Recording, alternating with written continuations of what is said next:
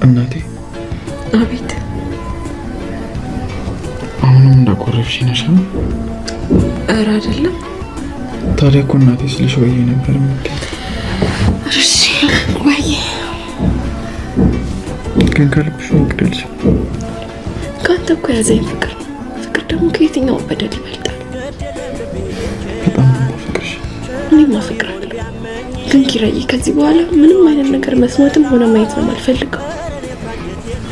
እሺ እናቴ፣ ከዚህ በኋላ ምንም ነገር ሳደርግ አንቺን እያሰብኩ እባክህ ልቤ እንዳትጎዳ ተጠንቀቅ።